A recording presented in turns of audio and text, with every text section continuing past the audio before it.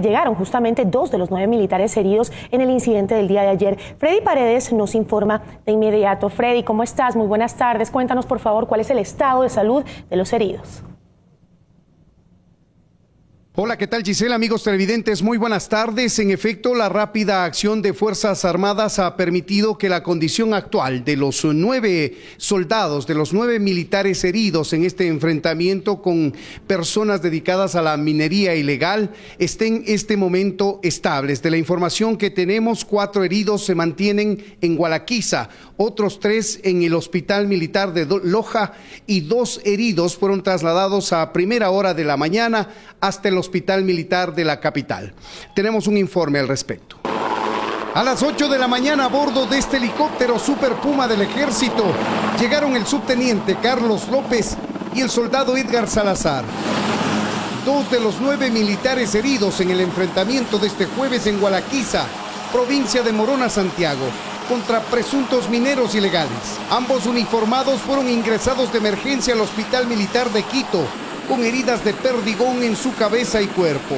El subteniente Carlos López presenta un trauma cráneoencefálico penetrante, producto de heridas de perdigones. Presenta un trauma también facial. El soldado Salazar, él presenta una herida penetrante en el globo ocular izquierdo. Sobre las 10 de la mañana y cuando los 2 militares ya estaban estabilizados, llegó el vicepresidente de la República junto al ministro coordinador de Seguridad y el ministro del Interior para expresar su solidaridad a los heridos. Estamos aquí para brindar todo el apoyo a sus familiares, a nuestros soldados que defendiendo un Estado de Derecho han sido agredidos salvajemente. Sin ofrecer mayores detalles, dijo que continuará la vigilancia militar en el sector, que la Fiscalía ya inició las investigaciones y que Medicina Legal de la Policía levantará el cadáver del ciudadano Shoar Freddy Taish, que murió durante el enfrentamiento armado. Involucra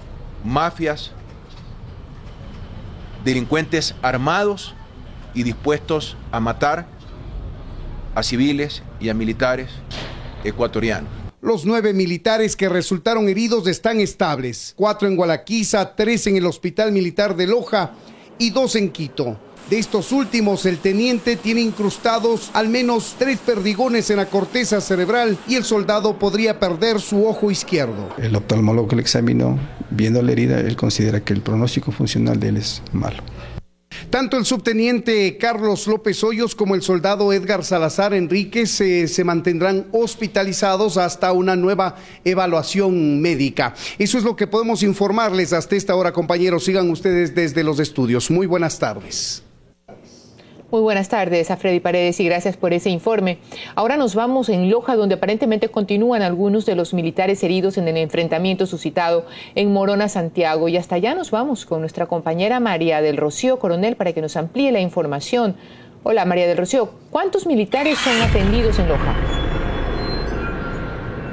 Gracias en estudio y buenas tardes. 2 oficiales de las Fuerzas Armadas continúan siendo atendidos en nuestra ciudad. Veamos el informe. La desesperación de los familiares de los militares heridos en los enfrentamientos ocurridos en Morona, Santiago y que han sido atendidos en la ciudad de Loja es evidente. Que les investigue cuál señores son los que han hecho eso, porque son militares.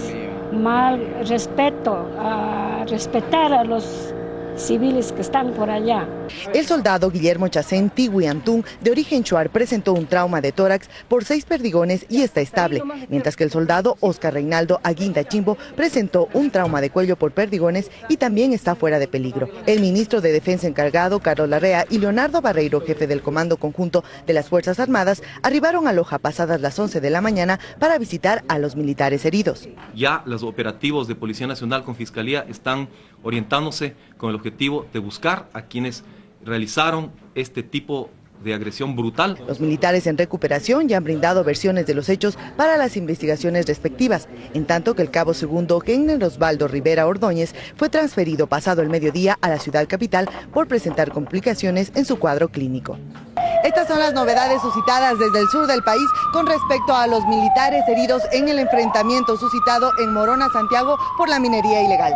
Continúan ustedes en estudios y al Ecuador entero. Buenas tardes. Buenas tardes para ti también, María del Rocío. La ministra de Salud advierte la existencia de cientos de clínicas clandestinas que se estarían dedicando a supuestas terapias de rehabilitación de jóvenes adictos.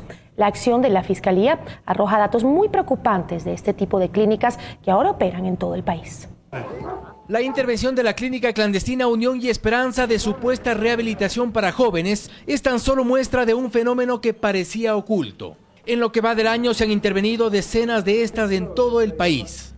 Tenemos hasta el momento 30 personas procesadas por varios delitos. El primero y el más grave, violación de derechos humanos, porque aquí se ha retenido contra su voluntad a personas. A esas personas que han sido retenidas se las ha sometido a los más degradantes tratos. Se cuentan no menos de 500 personas que ya han sido rescatadas de estos centros de tortura y violación de derechos humanos. Preocupa, sin embargo, que las estimaciones que tiene el Ministerio de Salud hablan de cientos de lugares clandestinos. Las personas que estaban recluidas ayer, privadas de su libertad de forma ilegal, han sido referidas por parte de sus familias.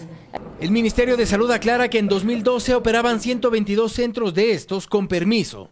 Ahora mismo 151 están en proceso de acreditación. Tan solo 15 son públicos. La Fiscalía dio con este lugar en medio de las investigaciones que se realizaban también por la desaparición del joven David Romo. Los fiscales reconocen que no hay indicios ciertos de esto, pero algunos testimonios dejan la duda. 3 de las personas que estuvieron en el centro pudieron identificar, incluso una de las madres de familia hizo referencia a que era amigo de su hijo. Eso sí, se pide que si usted sabe de la existencia de clínicas o centros de supuesta rehabilitación que operen clandestinamente, lo denuncie. Fausto Yepes, 24 horas.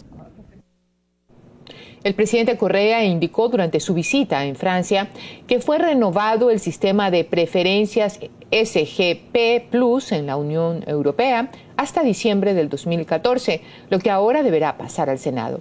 En ese marco se refirió al esperado acuerdo entre la Unión Europea y Ecuador. En su último día en París, el presidente Correa anunció la renovación del sistema de preferencias arancelarias SGP Plus con Europa, que permite el ingreso de varios productos libres de aranceles como el atún. Sin embargo, uno de los temas de mayor expectativa de esta gira es el acuerdo con la Unión Europea, que aún deberá esperar. Ojalá que se concrete ese acuerdo a principios, primer trimestre del próximo año. No podemos perder tiempo y que tenemos necesariamente que negociar y cerrar la negociación con Europa de la forma más efectiva posible. Nos permite tener un año más de preferencias automáticas, entrarían desde el 1 de enero y hay que trabajar en el acuerdo porque ya no tenemos tiempo. Por otra parte, el ministro de Comercio Exterior habló de la importancia del mercado francés y los esfuerzos por concretar un acuerdo comercial con Europa. Creemos nosotros francamente que hay el ambiente adecuado para que Francia aumente significativamente su inversión. Por otro lado también, este es uno de los principales mercados de la Unión Europea, conformada por los 28 miembros, que compra productos ecuatorianos. Los empresarios ecuatorianos le apuntan a nuevas rondas de negociaciones con la Unión Europea. De ellas dependerá que el país consiga un acuerdo comercial trascendente. Le contamos ahora que agentes de la UNACE rescataron esta madrugada a la esposa y a la hija del exalcalde de Lomas de Sargentillo, de la provincia del Guayas. Las mujeres contaron haber vivido momentos de terror hasta antes de ser liberadas. Un equipo de 24 horas estuvo en los operativos de rescate. Era la 1:30 de la madrugada. El alcalde de Lomas de Sargentillo llegaba al comando de Daule. Ahí se iba a reencontrar con su esposa e hija, secuestradas la mañana de este jueves. Preocupado, cansado, pero agradecido se mostró al llegar. Y no lo abordamos en ese momento. Respetamos su único deseo, volver a abrazar a las suyas. Y lo consiguió. Pero horas antes de este emotivo momento, los agentes de la Unidad de Élite Antisecuestros de la Policía Nacional irrumpían en una vivienda ubicada en la periferia de Lomas de Sargentillo. Nosotros acompañábamos en el operativo. Primer allanamiento y no se encontró ninguna evidencia. Así que nos movilizamos por caminos de tercer orden hasta dar con otra vivienda en la que podían encontrarse los sospechosos.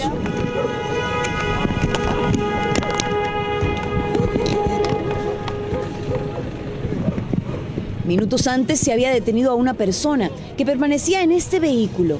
Y esto fue lo que ocurrió cuando el sujeto fue reconocido por esta mujer.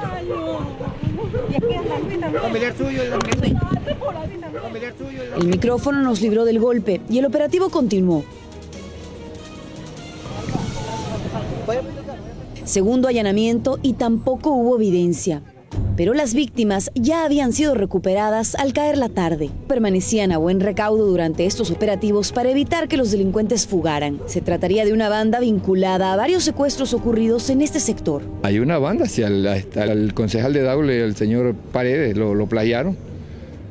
Y al señor Cisneros en Guayaquil lo plagiaron. Ese hombre le sacaron $35.000, pagó. Y ya cogimos a tres tenemos detenidos. Y tienen conexiones con los delitos cometidos anteriormente. Y estamos atrás de otra gente. Queremos llegar hasta el final. El trabajo de inteligencia en conjunto con el fiscal de esta misma unidad permitió rescatar a las dos víctimas y sin pagar ni un centavo de los $400.000 que pedían sus captores. Nosotros estábamos ya investigando desde el primer momento. Entonces, ellos sabían que íbamos tras de ellos, porque nosotros llegamos al lugar donde se encontraban las plagiadas. Para evitar responsabilidades, pues les dejaron en libertad. Sobre la experiencia, madre e hija contaron que fueron maltratadas y que tampoco era la primera vez que esto les ocurría. Nos están amenazando o nos acosan y eso para mí es algo que yo digo, ya, ¿hasta cuándo? ¿Hasta cuándo? Yo ya les dije a ellos, yo ya no quiero vivir, digo. ¿Que liberaran a su hijo? Sí, un poco, sí, me maltrataron, sí. Es la segunda vez que estoy secuestrada. Junto con mi padre fue la primera, esta es la segunda vez con mi madre. Quiero es mi tranquilidad para mi familia y para mi hijo. Hoy en día me siento que he vivido y creo que mi familia, gracias a Dios, la tiene con vida. Con imágenes de Marcos Villamar, Natalie Toledo, 24 horas.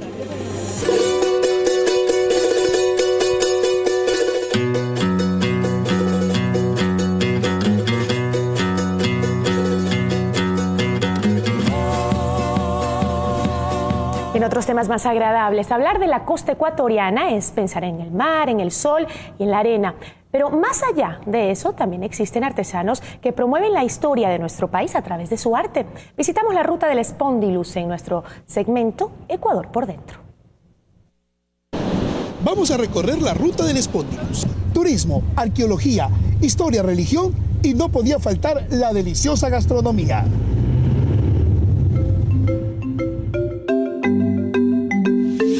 A 30 minutos de Salinas encontramos la comuna de Valdivia. En su museo se encierra toda su historia.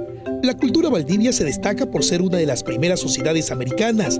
Más de 1000 piezas entre fragmentos y completas podrá usted admirar en cada uno de los espacios instalados, como figuras de arcilla y piedra, balsas y réplicas de las casas de caña donde habitaban los comuneros.